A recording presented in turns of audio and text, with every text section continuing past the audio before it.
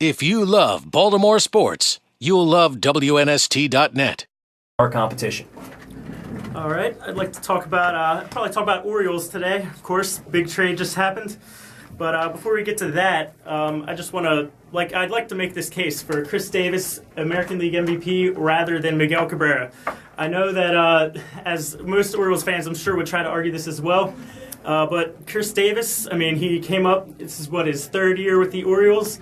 He spent 4 seasons in Texas.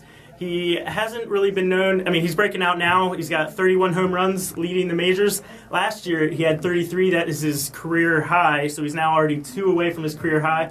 But he's never really played a full season before last year.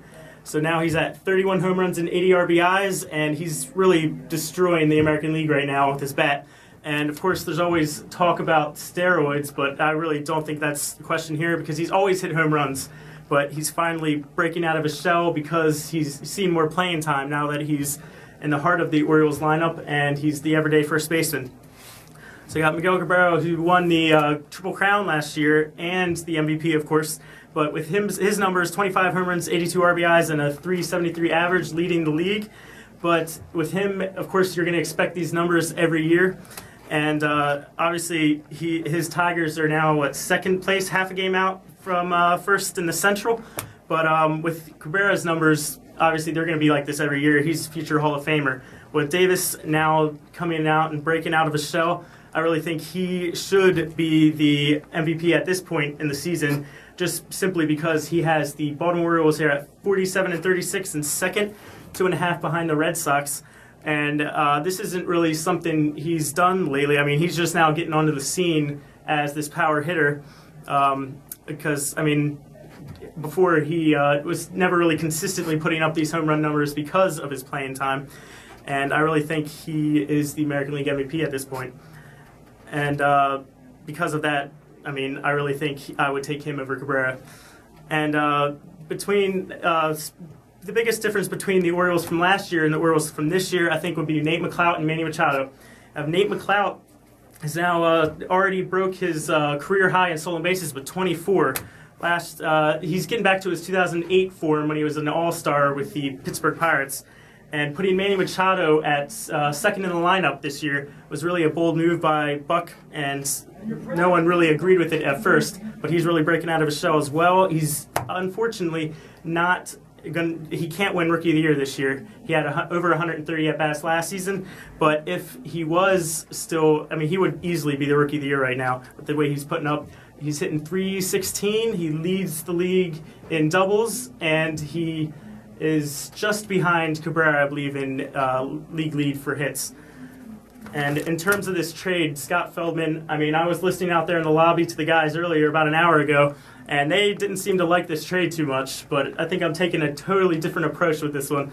I kind of really like it. I think it's telling us that they're ready to win this year. They're doing a lot to prepare for future years. They have Kevin Gausman. I know Dylan Bundy's out for the year now with undergoing Tommy John surgery, but they've done enough in the minor league system where they're really preparing for the seasons to come. But this Feldman trade, I really think, is telling them that they're ready to win this year as well, because they really needed help in the starting rotation. And I know he's not your high-level ace that you would like to see them bring in, but the Orioles have never really gone after a high-end ace. I think their last real ace they had was probably Mike Messina in the late 90s. So other than that, their aces have been, Daniel Cabrera, Sidney Ponzone at one point was probably seen as their ace, which is it's pretty bad, I'd say. But so they've never really gone after high-end free agents. Sorry, this is obviously at the deadline. But, I mean, they've never really gone after those high-end guys. And I think this fits the bill of what the Orioles have been doing lately. And he could fit right in, and he could make an impact for the rest of the season. But with him a free agent at the end of the year, I don't think they'll bring him back. But he will make an impact down the stretch here. And he's, 7-6, 3.46 ERA. I mean, it's pretty decent for middle of the rotation for the Orioles. They have a lot of arms. They have Tillman finally breaking out. And getting rid of Arrieta, I really think that's going to put a lot of release on the fans. Been getting pretty frustrated with his inconsistency and his struggles in the majors over the past 4 years. And Strop as well. He's really been struggling. Last year he had a great season, but this year he's struggling, inconsistent, and it just hasn't produced, and he really has not made the fans too happy. So getting rid of him finally, I think, will be just as vital in this trade as getting another arm in the rotation. But I don't think they will be done. I think they may go for one more. They need help on the bench. They need to add some depth on the bench. So I think they could make one more trade before the deadline. But I really don't think they'll be going after another guy to help with the rotation. I think Feldman will be their guy for the rest of the year. And Nestor is back. I'm not sure if he's ready to go or not. Well, I mean, I was just going to let you wrap up. But Okay, you can say your name and do all the All right, professional stuff if you'd like. All right, this is Ben Heck for WNST.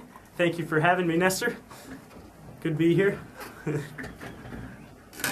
Steeler fan, Ben Heck. You know, that I don't understand. I mean, If you love Baltimore sports, you'll love WNST.net.